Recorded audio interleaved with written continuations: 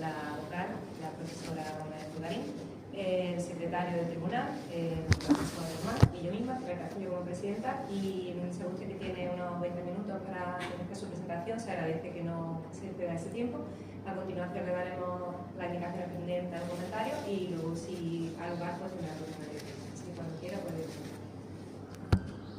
Bueno, comenzaré agradeciendo la presencia del tribunal, la presencia de los demás y, como decía, con la venia del presente tribunal, pues comienzo la exposición de este trabajo. Como ven, versa sobre la cetrería y versa sobre la comparación, usando corpus, de los términos de estas dos lenguas que vemos en pantalla, del árabe y el español, con el título Estudio terminológico de la cetrería basado en corpus, propuesta de normalización en árabe para la protección de las rapaces y preservación del patrimonio cultural cetrero árabe-español.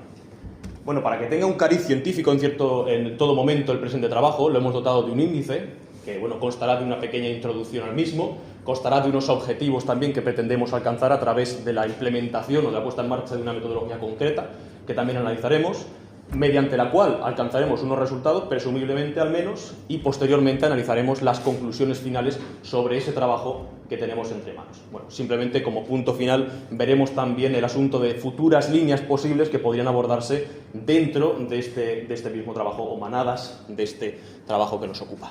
Bien. Según la bibliografía, bueno, haciendo referencia a Allen y Upton en sus libros de 1980 y del 2002, podemos abordar la cetrería desde dos puntos de vista concretos. Uno es el del cientifista biólogo, es decir, de la taxonomía y la etología de los animales o de los instrumentos, en este caso del estudio de los mismos, o desde el legalismo del jurista, es decir, desde, por ejemplo, de la normativa CITES, ¿no? El Convenio Internacional para el Control del Comercio de Animales y de Plantas Amenazadas. Bueno, yo añado una tercera dimensión. La tercera dimensión es el conocimiento lingüístico. Es decir, ese conocimiento que precisamente vamos a analizar hoy aquí y que nos ocupará en la combinación de lenguas árabe-español por unos motivos que veremos a continuación. Bien, como una pequeña síntesis histórica, me gustaría aclarar quizá que la cetrería es un arte antiguo, es además patrimonio de la humanidad por la UNESCO desde el año 2010 y quizá tenemos en nuestro país uno de los ejemplos más terminados y más alambicados de lo que es la cetrería y lo que es resucitar la cetrería, que es Félix Rodríguez de la Fuente. Bueno, desde que comienza, hablamos de hace unos 5.000 años, 6.000 años, en las estepas kazajas, el arte de la cetrería, como decimos, de la captura de halcones para implementarlos en la caza de otros animales, se comienza a extender primero por Asia Central, después por el Asia cercana a Europa y después por Europa, sobre todo en la época medieval, hasta que en cierto momento de la edad moderna, sobre todo de la edad contemporánea, empieza a desaparecer. Es precisamente en nuestro país esta figura, Félix Rodríguez de la Fuente, el que resucita precisamente el saber que hoy nos trae aquí, bueno, como analiza en su libro Frederick en 1961, la cetrería y los árabes.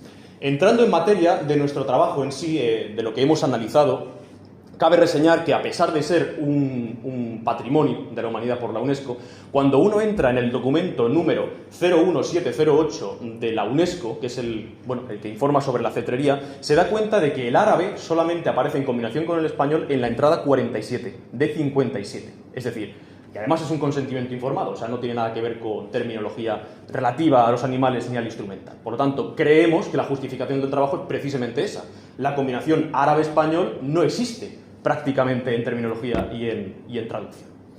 Los objetivos, en todo momento, precisamente manados de este problema o de esta justificación, son la estandarización terminológica de esos términos, porque al no haber una traducción sistemática no podemos estandarizarlos, no podemos alcanzar una isonomía, basándonos, siempre en diccionarios, ¿no? Y en recursos en los que podamos confiar, mejor dicho, como el diccionario, por ejemplo, superior del Consejo de la Lengua Árabe del 2002, de Argelia en concreto. Posteriormente, la creación de un glosario con esos términos que hemos extraído a raíz también de una compilación de corpus que ya veremos en metodología más adelante, y la traducción de los mismos para poder usarlo a través de fichas terminológicas o a través del mismo glosario en las instituciones oficiales.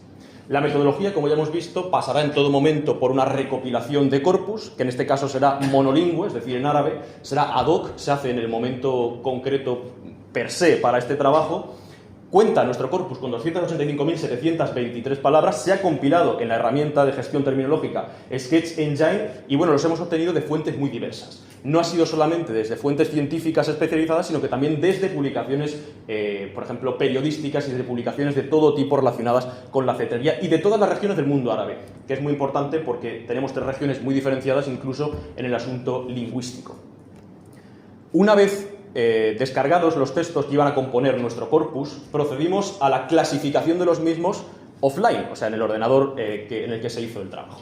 Siguiendo un código alfanumérico estricto, añadiendo el código, el enlace a continuación, y añadiendo el país del cual se habían extraído esos textos, se clasificaron para que en todo momento estuvieran bien localizados. Sobre todo en la extracción terminológica, cuando en las concordance nos dijeran, bueno, este término sale en el documento X, bueno, ese documento X con el código alfanumérico está aquí, este es su link, y así se puede citar.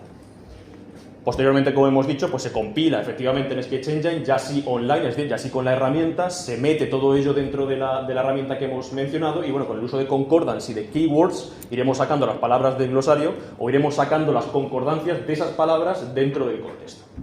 Vemos el corpus nuestro, de este TFG, y los corpus comparativos, tanto de español como árabe online de Sketch Engine. La metodología ya la hemos apuntado un poco por dónde se dirigía, pero bueno, me gustaría también profundizar algo más en este apartado. Como hemos dicho, una vez compilado el corpus y una vez puesto en Sketch Engine, procederemos a la extracción terminológica, seguida de una selección terminológica. ¿Qué quiere decir esto? Bueno, la extracción la hace la máquina, la extracción la hace Sketch Engine, y nosotros procederemos a continuación a una selección guiada por un pensamiento crítico. Es decir, cuando yo hice la extracción terminológica, bueno, fueron vertidos muchos términos que no tenían mucho que ver con el trabajo en sí. Entonces, bueno, después hay una selección por parte del humano de esos términos, cuáles sí y cuáles no. La búsqueda de concordancias, efectivamente, como hemos dicho, con la herramienta Concordance dentro de Sketch Engine, y con esas palabras, bueno, uniendo a la máquina y el potencial humano, al fin y al cabo creamos los glosarios y las fichas terminológicas. Pero, ¿cómo hacemos la selección terminológica? Con ese pensamiento crítico, hemos dicho, del ser humano. Bueno, con una serie de criterios de selección, que son los criterios que propone tanto Wooster en 1991 con la TGT, la Teoría General de la Terminología, como María Teresa Cabré en 1993 con la Teoría Comunicativa de la Terminología, que son los de univocidad, es decir, un concepto, un término, frecuencia de uso, si se usa más o menos en el contexto que estamos analizando, la taxonomía, en este caso que nos ocupa, es decir, la clasificación científica frente a la etológica y a la comportamental, la transparencia del término, es decir, que en virtud de sus afijos y de sus raíces podamos saber lo que significa la palabra sin grandes complicaciones y que sea patronímico frente a extranjerizantes. Es decir, tenemos dos términos, y uno es un persismo, es decir, viene del persa, y otro es un arabismo, porque es un término del árabe, pues lo tomaremos siempre antes el del árabe. Los resultados son los siguientes. Una vez compilado el corpus, procedimos al análisis del mismo, análisis cuantitativo. Y quizá me podrían decir algunas personas, bueno, esta es la prueba de que el corpus que has hecho no vale para nada, porque la mayoría de los términos están en 3 documentos. Sin embargo, yo digo que es la prueba para decir que el corpus efectivamente vale. ¿Por qué? Porque estamos en una región muy amplia del mundo, con muchos países. Tenemos efectivamente 3 regiones importantes. Tenemos el Golfo, tenemos el Magreb y tenemos el Levante Islámico. Y además, curiosamente, estos 3 textos, cada uno de ellos pertenece a una de esas regiones. Uno es el Diccionario de Plantas Animales de Argelia, otro de ellos es de los pájaros de Alula, que es una región de Arabia Saudí, y el otro, si no recuerdo mal, es una publicación de la revista más o menos divulgativa de cetrería Sahara de los Emiratos Árabes Unidos, es decir, del Golfo. Bien, les traigo un pequeño ejemplo para que vean hasta qué punto los criterios han tenido que ponerse en marcha en función de qué estábamos analizando.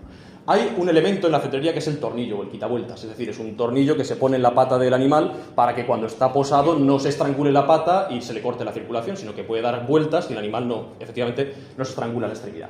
En árabe tenemos 2 términos, tenemos ad-dawwar y tenemos el mudawwar. Los dos son igual de transparentes, porque hacen alusión a la misma raíz, es decir, dawwara, que significa dar vueltas, girar, incluso marearse, ¿no? Sin embargo, dawwar es un adjetivo activo y mudawwar es un participio pasivo, es decir, el girado, y dawwar es el girador. Entonces, en virtud, en este caso no de la transparencia, sino en virtud de que es el término el que habla de la actividad que realiza y no de una manera pasiva del elemento, tomamos dawar como nombre activo, como nombre propuesto, en este caso, para este utensilio. En el caso de las rapaces pasa algo similar también, ¿no? He analizado muchas más, pero por cuestión de tiempo no he traído todas, sino que he traído simplemente dos. El halcón sacre, Falco Kerru, que fue de hecho el que me inspiró para hacer este trabajo, porque tiene una variedad de denominaciones increíble. En árabe se llama hur, o asaqr al-hur, que es el halcón libre, el halcón noble, el halcón hur, significa ese término. Sin embargo, hur puede ser cualquier ave de presa que se captura en la naturaleza y después se usa para cetrería. Entonces, bueno, cuando yo compro un hur, estoy comprando un sacre, estoy comprando un ave que ha nacido en el campo y que después se ha adiestrado. Bueno, es que esto mueve miles de euros, y mueve decenas de miles de euros en muchas zonas del mundo, por lo tanto tiene que haber una normalización, como decimos. Con el halcón peregrino incluso es peor el asunto, porque el animal se llama shahin, pero puede ser un shahin jabali, es decir, un shahin de las montañas, o un shahin bahri, que es un shahin del mar. Es decir, solamente atendiendo a un patrón comportamental y etológico de si el animal migra, es decir, cruza el mar, o si el animal se queda en el sitio, es decir, se queda en las montañas. Tenemos un gran problema. Lo mismo sucede con el halcón de las Barbarias, que según el Ministerio de Medio Ambiente español en el año 1992 es una especie, además vulnerable, casi en peligro, y sin embargo, para la UNESCO es simplemente una subespecie del halcón que ni siquiera sabemos cómo se llama, porque puede ser bahari o puede ser jabali en función del comportamiento. Bueno, tenemos entonces un gran problema terminológico, como vemos en este campo, ¿no? En cuanto al instrumental, sucede algo bastante parecido. La lúa, que es como se llama el guante cetrero, puede llamarse en árabe de varias maneras. Puede ser el qufaz, que es el término para guante, un término completamente generalista y podemos especificar qué tipo de guante. Puede llamarse das, que es un persismo, es decir, es un término persa. Puede llamarse manqala, que viene de la raíz árabe naqala, que significa transportar, ¿no? Porque transporto el pájaro en el brazo. Sin embargo, la alcándara, que es la base sobre la cual yo transporto en sí al ave de un sitio a otro, también se puede llamar manqala porque también sirve para transportar al animal. Si nos movemos al señuelo, es decir, lo que agita el cetrero para atraer a la rapaz, para adiestrarla, tenemos dos términos también muy transparentes, porque vienen de la misma raíz, el maluah o el tiluah. Los dos vienen del lauha, que es agitar, enseñar, saludar. Sin embargo, optaremos por tiluah en este caso por frecuencia de uso, porque en nuestro corpus ni siquiera aparece el término maluah. En cuanto al glosario, como hemos dicho, nace o emana de la extracción terminológica, aplicándole posteriormente la perspectiva humana, ¿no? Estas son la lista de palabras que tras aplicar la Stop Word List hallada online en árabe se nos virtió por parte de Sketch Engine y vimos, bueno, pues efectivamente que todas tienen que ver con nuestra disciplina, ¿no? Hubo que aplicar ciertos cambios en cierto momento en la Stop Word List porque había ciertas palabras que las partía en el árabe porque no las entendía bien, es decir, algunas complicaciones también del idioma, pero sin más se pudo llegar a un glosario sin ningún tipo de gran complicación, ¿no? En cuanto al modelo de la ficha terminológica, me he basado en los trabajos de Sabah Hertz, que es una profesora de la Universidad de Córdoba, ¿no? Además tutora de este TFG que nos ocupa, y bueno, la he diseñado como ven ustedes en pantalla, siguiendo los siguientes campos, valga la redundancia. Primero, ante todo, he aclarado si es instrumental o si es ave lo que estamos tratando. Posteriormente, mi nombre, nombre del autor, y ya sí entramos en materia en el contenido de lo que vamos a hablar, si es el animal en este caso o si es la herramienta, ¿no? Bueno, vemos la imagen del asunto que estamos tratando y su taxonomía, vemos el término en español que posteriormente es traducido al árabe mediante, bueno, recursos en los que recursos fidedignos, ¿no? Como diccionarios, por ejemplo, especializados, su categoría gramatical, la definición en español, que se basa también en muchos casos en diccionarios, la definición en árabe, también pero en árabe, el contexto que se toma del corpus online de Sketch Engine Spanish Web 2023, el contexto en árabe que se toma de nuestro corpus y una breve justificación sobre por qué hemos optado por ese término, por ejemplo, sobre el tawar y no el mudawar, y por qué hemos optado por el tiluah en el señuelo y no por el maluah. Les traigo aquí un ejemplo de esta ficha terminológica, para que la vean brevemente. Es sobre el halcón sacre, como ya hemos visto. Ven ustedes los campos que ya hemos tratado, pero bueno, rellenos. Por ejemplo, en el caso del término y el equivalente está en negrita para resaltarlo.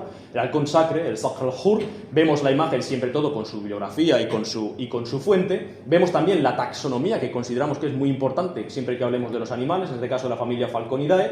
Vemos la definición, que procede en este caso no de un diccionario, sino de una web especializada en cetrería. Vemos también la definición en árabe. La definición árabe que procede de una agencia especializada en cetrería del Golfo, Y vemos también el contexto que procede de Spanish Web, como hemos visto, y el contexto en árabe que procede de nuestro corpus, con esa breve justificación de por qué hur significa sacre y no significa libre o noble o lo que proceda en ese momento.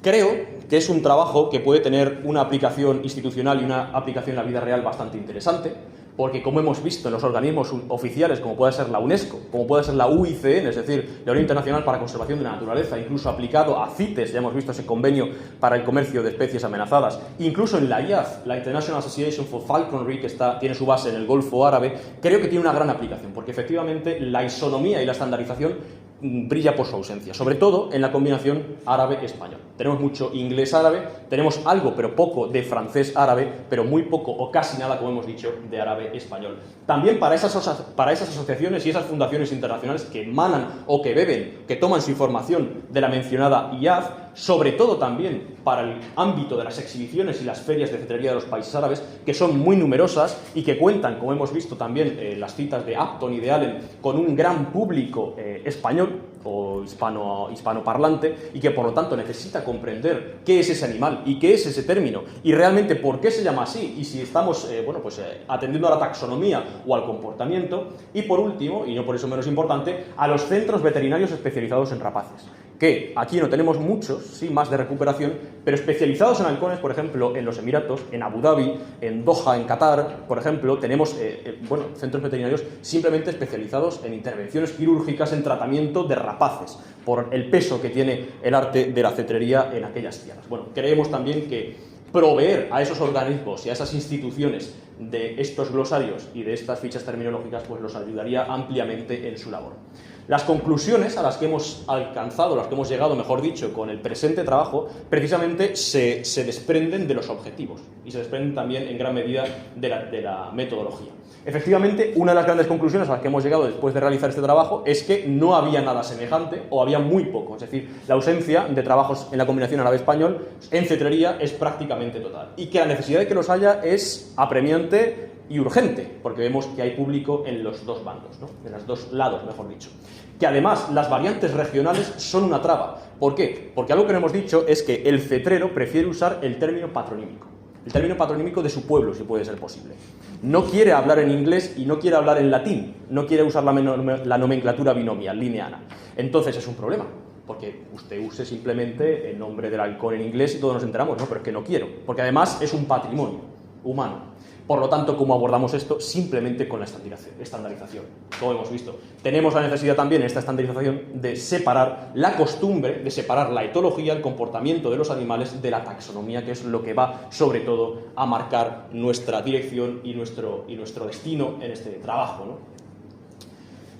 Y creemos, efectivamente, que no hay otra manera o no hay mejor manera de hacerlo que mediante la compilación de corpus, monolingües en este caso, o bilingües, quizá en futuras líneas de investigación, para poder proceder, como ya hemos visto, con la creación de esos glosarios y con la creación de esas fichas terminológicas que al final nos darán pues, fruto en forma de esa normalización en esta combinación de estas dos lenguas. Para acabar simplemente el trabajo, haré alusión a esas futuras líneas de investigación que les he prometido mencionar anteriormente al principio del trabajo. Creo que son muy interesantes, por cuestión de espacio, de tiempo y de posibilidades no podía hacerlo en este trabajo, pero bueno, me gustaría poder desempeñarlo, quién sabe si en el máster o quién sabe en la vida en general, ¿no? Quizá sería interesante añadir más rapaces, porque hemos tratado sobre todo a los falconiformes, a los accipitéridos, es decir, al azor también está dentro del trabajo, a algunos estrigiformes, que son las rapaces nocturnas, pero no hemos tratado las grandes águilas de Asia Central, es decir, los berkutsis de Kazajistán, pronto estaré allí, Dios mediante. Esos grandes halconeros, esos grandes cazadores con águila, tienen unos animales que no son los mismos que los nuestros. Y eso no tiene ningún tipo de estandarización. También el de los términos veterinarios, precisamente, que emanan de las realidades biológicas y de los procesos biológicos del animal. Asimismo, también los sistemas de telemetría, que son nuevas realidades. Los sistemas de telemetría, por ejemplo, el viper, como se llama en inglés, que es algo que localiza a la rapaz, en árabe se llama al-viper, porque no hay un término, y conviene estandarizar también. Y, sobre todo, ya que estamos en el arte de la cetrería, conviene estandarizar también las técnicas de vuelo, las técnicas de adiestramiento y los pasos para adiestrar a una rapaz salvaje o una rapaz que ha nacido en cautiverio. Y, sobre todo, me gustaría remarcar como punto último y como futura línea de investigación la estandarización francés-árabe. Si es interesante, la español-árabe, la francesa-árabe lo es aún más, porque en amplias zonas del mundo, como el Magreb, por ejemplo, o en zonas del Levante, como el Líbano, los países viven en una diglosia, es decir, tienen el francés y tienen el árabe como lenguas, si no oficiales, al menos como cooficiales o habladas por parte de un número extenso de personas, ¿no? Por gran parte de la población. Así que creo que como línea futura de investigación ya apuntada en este trabajo, ya que el francés se toma como una tercera lengua de apoyo, sería muy interesante retomar esta propuesta. Simplemente para acabar, les traigo a modo de testimonio las referencias y las figuras que se han usado en este trabajo, con toda su bibliografía, y la posterior referencia bibliográfica a las obras que hemos tratado en este trabajo. Por mi parte he finalizado. Si ustedes tienen alguna pregunta, alguna sugerencia o algo que comentar, pues encantado, lo responderé en la medida en que pueda hacerlo. Muchísimas gracias. Muy bien, muchas gracias por ajustarse al tiempo.